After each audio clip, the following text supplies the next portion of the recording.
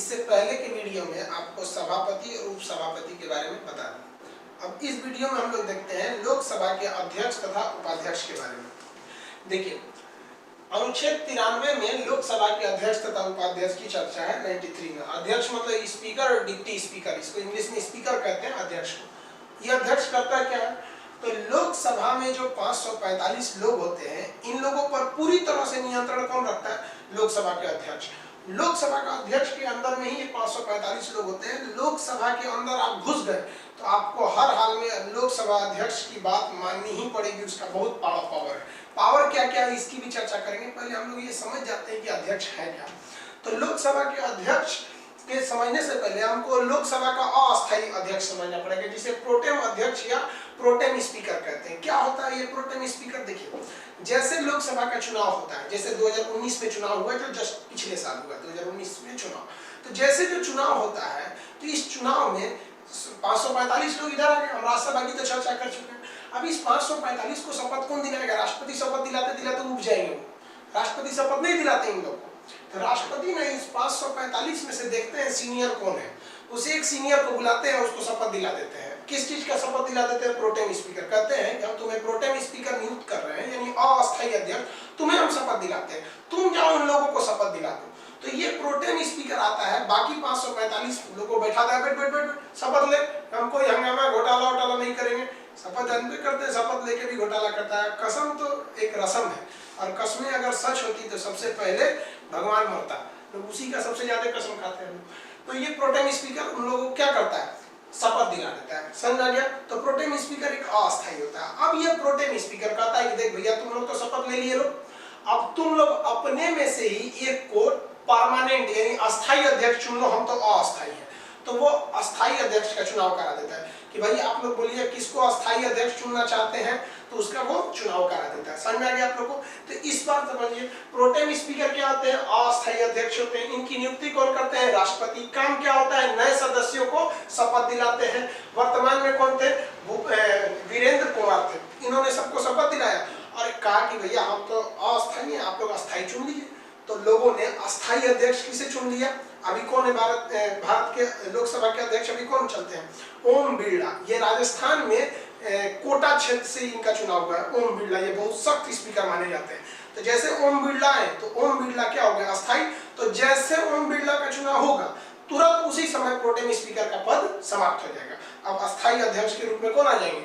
लोकसभा के अध्यक्ष, जिन्हें स्पीकर कहा जाता है। स्पीकर क्या लोकसभा का सदस्य होता है? 100% होता है। अगर लोकसभा का सदस्य नहीं रहेगा तो उसे स्पीकर नहीं बनाया जाएगा। अब आप बताइए, ये स्पीकर बनने से पहले तो एक नॉर्मल सदस्य के रूप में बैठा रहा होगा। जिस वक्त प्रोटेम स्पीकर सबको शपथ दिला रहे होंगे, ये स्पीकर भी बैठ के शपथ ले रहा होगा। तो क्या इसको अलग से शपथ लेने की जरूरत है? नहीं। तो अतः लोकसभा के अध्यक्ष यानी स्पीकर को अलग से शपथ नहीं दिलाया जाता है। वह एक बार नॉर्मल सदस्य के रूप में ही प्रोटेम स्पीकर द्वारा शपथ ले चुके होते हैं। देखिए, तो अब लोकसभा का अध्यक्ष को कौन चुनता है? तो इनका चुनाव कौन करता है? तो लोकसभा के सदस्य अपने में से ही एक को अध्यक्ष और एक को उपाध्यक्ष चुन लेते हैं। इनका कार्यकाल क्या होता है? इनका कार्यकाल जो होता है लोकसभा के बराबर होता है। लोकसभा खत्म हो गया तो इनका काम भी खत्म हो गया। इनका कार्यकाल लोकसभा के बराबर रहता है जितना लोकसभा का रहता है। इन्हें अलग से कोई शपथ लेने की जरूरत नहीं रहती। यहाँ याद रखिएगा, अध्यक्ष अपना त्याग पत्र किसको देगा? उपाध्यक्ष को। और उपाध्यक्ष अपना त्याग पत्र किसको देगा? अध्यक्ष को। ये अपने में त्याग पत्र दे देते हैं सब। लेकिन यह कंडीशन राज्यसभा में नहीं होता है, क्योंकि राज्यसभा का सभापति उपराष्ट्रपति होता है, इसलिए वो राष्ट्रपति को ले जाके दे देता है। समझ में आ गया? तो अध्यक्ष अपना त्याग पत्र किसको देगा? उपाध्यक्ष को। उपाध्यक्ष अपना त्याग पत्र किसको देगा? अध्यक्ष को। अब आपसे फिर क्वेश्चन आएगा कि लोकसभा का पीठासीन कौन होता है? तो लोकसभा का जो प्रेसिडिंग, अभी जस्ट आपको सभापति वाले टॉपिक में बताए थे, तो प्रेसिडिंग यानी पीठासीन कौन होता है? अध्यक्ष होता है। पीठासीन का मतलब क्या होता है? सर्वे सर्वा, उसका बात आपको मानना ही पड़ेगा। तो लोकसभा का पीठासीन कौन हो गया? अध्यक्ष। उसकी बात ही चलेगी। लोकसभा में किसी की बात नहीं सुनी जाएगी, केवल और केवल अध्यक्ष का। प्रधानमंत्री का भी बात नहीं चलता है लोकसभा में। अगर प्रधानमंत्री ज्यादा बोल रहे हैं, लोकसभा अध्यक्ष यानी स्पीकर अभी वर्तमान में ओम बिरला है, उन्होंने नरेंद्र मोदी को कहा कि आप 10 मिनट तक भाषण दीजिए खड़े होकर। 10 मिनट की जगह वो 15 मिनट बोलने लगेंगे तो अध्यक्ष कहेगा माननीय सदस्यगण आप बैठ जाए। नहीं बैठेंगे तो इग्नोर कर देता है कि चलो सब लोग बोल रहे हैं। लेकिन अगर वो तुल गया, कह दिया बैठिए, कहेंगे नहीं बैठेंगे, बुलाएगा तुरंत पुलिस का, ठगवा देंगे, इनके बड़का बड़का प्रधानमंत्री बनते हैं। तो अंदर में लोकसभा के अध्यक्ष यानी स्पीकर से बड़ा दूसरा किसी का पावर नहीं होता है। हम अभी समझेंगे उसकी क्या क्या पावर होते हैं। तो ये समझ में आ गया, इनको चुनाव किसने किया, लोकसभा के सदस्य ही इनका चुनाव कर लिए थे। चुनाव जैसे हो गया तो ये अस्थायी सदस्य अध्यक्ष हो गए और ये क्या हो गए, पीठासीन हो गए। अब बात करते हैं इन्हें हटाया कैसे जाएगा। मान लीजिए कि गड़बड़ सड़बड़ काम करने लगे, किसी को बैठने किसी को बोलने नहीं देते हैं, सबको बैठा दिए, यानी गड़बड़ करने लगे, तो हटाएगा कौन, तो जो लाया था वही हटाएगा। लोकसभा के सदस्य लाए थे, यही इन्हें हटाएंगे। तो एक और बात ये है कि अगर मान लीजिए इनको लोकसभा के सदस्य हटा सकते हैं तो बेचारा डरा भी रहेगा, इनको मत हटा मत दे। तो संविधान वालों ने ऐसा व्यवस्था किया कि इन्हें हटाया भी जा सके और आसानी से भी ना हटाया जा सके, मतलब दोनों को और पलड़ा भारी रहे। इसलिए कहा कि भैया जिनको जिनको हटाने का मन है लोकसभा के अध्यक्ष को, वो लोग क्या करें, 50 लोग को ग्रुप में आए, यानी लोकसभा के 50 मेंबर लिखित प्रस्ताव करें और न्यूनतम 14 दिन पहले सूचना दें। समझा क्या, लोकसभा महासचिव को सूचना दे कि भैया हमको इनको क्या करना है, हटाना है। तो कितने दिन पहले सूचना देना है, 14 दिन पहले। कम से कम कितने लोग होने चाहिए, 545 में से 50। अभी नहीं किसमें से राज्यसभा का उठा लेंगे, हटाना लोकसभा वाले को है तो राज्यसभा वाले को क्यों लाएंगे। समझ में आ गया। अब हटाने के लिए बहुमत चाहिए, तो कैसा बहुमत, आधे से ज्यादा या 2/3 से ज्यादा। तो आधे से ज्यादा वाले को कहते हैं साधारण बहुमत और 2/3 वाले को कहते हैं विशेष बहुमत। तो इनको हटाने के लिए बहुमत चाहिए, कैसा बहुमत चाहिए, तो विशेष बहुमत। विशेष बहुमत कितना होता है, 2/3। तो 2/3 सदस्यों को क्या करना है, इन्हें हटाना है। तो 14 दिन पहले सूचना दे दी गई कि भैया आपको हटाने वाले हैं। अब जैसे इनकी सूचना दे दी गई, अब इनको हटाने का प्रस्ताव आ गया। तो जब इनका प्रस्ताव विचाराधीन है, अभी पारित हुआ कि नहीं हुआ ये नहीं है, मतलब प्रस्ताव चल रहा है, विचाराधीन है। तो जब तक ये विचाराधीन रहेगा इनका प्रस्ताव जब तक विचाराधीन रहेगा जब तक ये पीठासीन नहीं रहेंगे। अब ऐसा क्यों है कि पीठासीन नहीं रहेंगे, एक बात बताइए, पीठासीन मतलब सर्वे सर्वा। अगर उसी को हटाने का प्रस्ताव चल रहा है उसी के सामने लोकसभा में, अब वही पीठासीन रहेगा, क्या कह रहे, बंद करिए प्रस्ताव, नहीं रहेगा ये प्रस्ताव। अब वो रहेगा पीठासीन तो आपको बात मानना ही पड़ेगा। समझ में गया। तो संविधान निर्माता बड़ा सोच समझ के किया सर, कहा सर कि जब इस पर हटाने का प्रस्ताव है तब इसको अगर पीठासीन दे देंगे तो ले, तो चमड़ा का रखवाली कुत्ता को दे दिए हम। समझ में गया कि नहीं। तो जब इसको हटाने का प्रस्ताव विचाराधीन रहता है तब यह पीठासीन नहीं रहता है। मान लिया कि हटाने का प्रस्ताव 2/3 बहुमत से पारित नहीं हो पाया तो आके बैठ जाएगा, फिर से पीठासीन हो गया। अब प्रस्ताव पारित हो गया तो इसको अध्यक्ष से हटा दिया जाएगा, चुपचाप एक कुर्सी लेकर 545 के बीच में वैसे ही बैठल रहेगा आराम से, भैया हम कभी पीठासीन थे, अभी नॉर्मल सदस्य बन के बैठे हैं। तो ये समझ गए आप लोग अध्यक्ष के बारे में। अब इसके बारे में हम लोग और समझते हैं कि इसकी क्या क्या शक्तियां होती हैं लोकसभा अध्यक्ष की। जब तक आप इसका एक स्क्रीनशॉट लीजिए, आगे बढ़ते हैं। देखिए अब अध्यक्ष की या स्पीकर की है, अध्यक्ष की शक्ति तथा उसके विशेषाधिकार के बारे में हम लोग बात कर लेते हैं। तो सबसे पहली शक्ति क्या आती है कि लोकसभा के अंदर जितने भी कार्यों का संचालन और नियंत्रण रहेगा वो लोकसभा अध्यक्ष करेगा। उसके बिना परमिशन कोई कार्य नहीं हो सकता है लोकसभा में, इसका पहला पावर हो गया। दूसरा, लोकसभा का जो सचिवालय होता है यानी जो भी सलाहकार होते हैं, सचिव होते हैं, वो किसके अंडर में काम करते हैं, तो अध्यक्ष के अंडर में। ये क्वेश्चन बराबर पूछता है कि सचिवालय किसके नियंत्रण में काम करती है, तो लोकसभा के अध्यक्ष के नियंत्रण में सचिवालय काम करती है। संसद की कई प्रकार की समितियां होती हैं, प्रवर समिति, लोक लेखा समिति, सरकारी उपक्रम समिति, तदर्थ समिति। ये समितियों के जो अध्यक्ष होते हैं, तो संसदीय समिति के अध्यक्ष की नियुक्ति भी लोकसभा के अध्यक्ष करते हैं, याद रखिएगा। अब देखिए संसद में एक गणपूर्ति होनी चाहिए। लोकसभा में गणपूर्ति क्या होती है, लोकसभा में 545 लोग हैं। अब 545 लोग में गणपूर्ति क्या है, कभी कभी क्लास होता होगा, आप लोग स्कूल भी जाते होंगे या कोचिंग में, तो बरसात के दिन में बारिश होने लगती है, तो कभी कभी आदमी बैच पढ़ा देता है और कभी कभी कहता है ये लड़का बहुत कम आया है, अब नहीं पढ़ाएंगे, छोड़ देंगे, नेक्स्ट क्लास में बताएंगे इसको।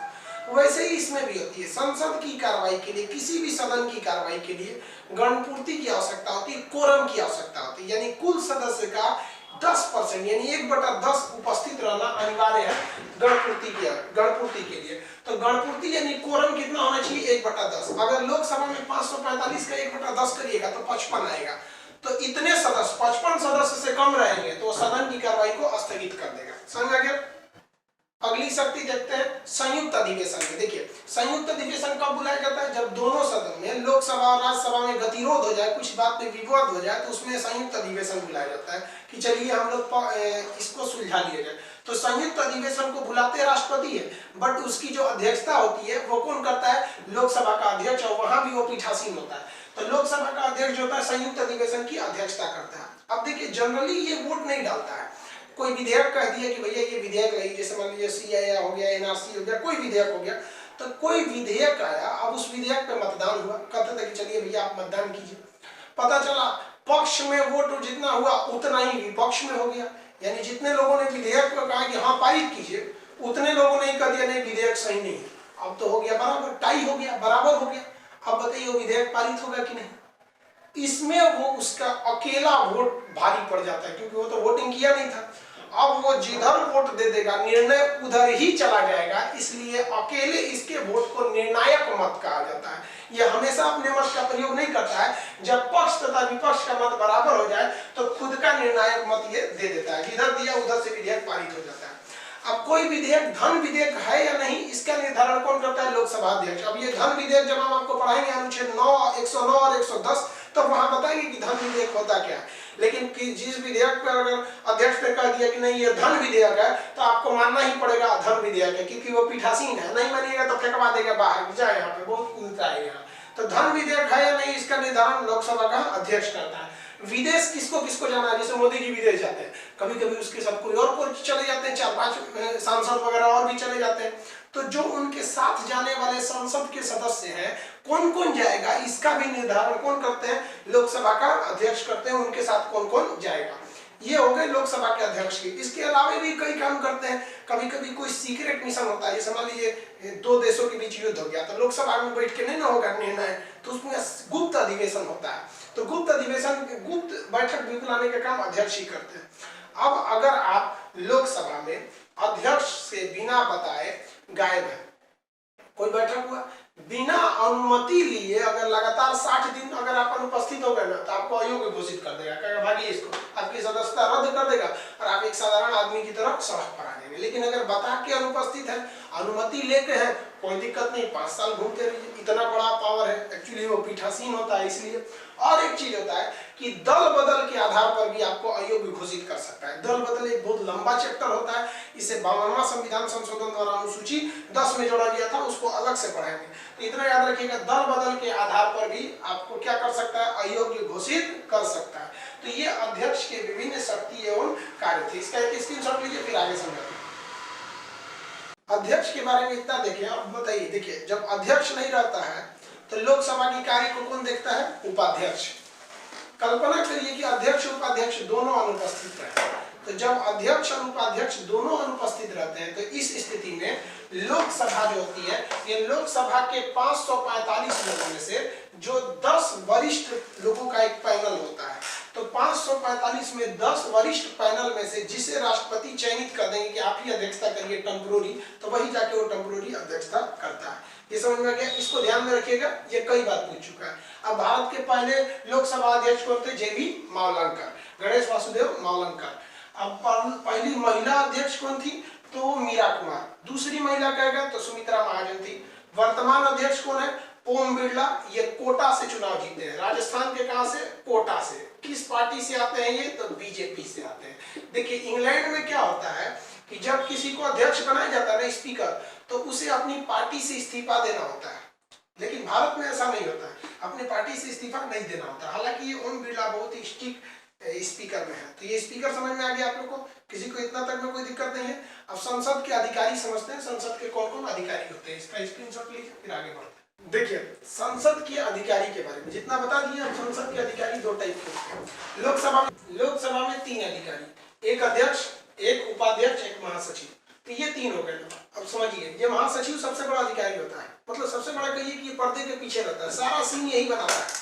ये लोग तो दिखाई देते हैं, इसको हीरो मान लीजिए, इसको हीरोइन मान लीजिए, ये डायरेक्टर होता है, फिल्म का डायरेक्टर ये दिखाई नहीं देता है। तो ये हो गया आपका अध्यक्ष, उपाध्यक्ष और महासचिव। तो ये लोकसभा में हो गए। और सेम यही काम होता है आपका राज्यसभा में। राज्यसभा का क्या होता है? सभापति होता है, उपसभापति होता है, ये सबसे बड़ा सलाहकार होता है महासचिव, इसे भी अधिकारी में गिना जाता है। तो ये हो गए लोग संसद के अधिकारी, ये 6 लोग। अब जो और चीज बता दी है अनुच्छेद के हिसाब से थोड़ा देख लीजिए। अनुच्छेद 98 में, अनुच्छेद के हिसाब से देखिएगा तो अनुच्छेद 98 में लोकसभा का सचिवालय है। ये अध्यक्ष की शक्ति में आपको पढ़ाए थे, लोकसभा का सचिवालय। अध्यक्ष के अधीन काम करता है। अनुच्छेद 100 भी पढ़ा दिए आपको, गणपूर्ति या कोरम, यानी किसी भी सदन में, चाहे वो लोकसभा हो या राज्यसभा हो, उसके कुल सदस्यों का 10% होना अनिवार्य है। अगर लोकसभा में 10% से कम रहा तो वहां का अध्यक्ष काम को रोक देगा, और राज्यसभा में अगर 10% से कम रहा तो वहां का सभापति काम को रोक देगा। तो ये आप समझ गए, अनुच्छेद 100 तक मतलब 79 से आपको यहाँ तक बताया, 100 तक एक कंप्लीट वे में समझ में, आप इसका स्क्रीनशॉट ले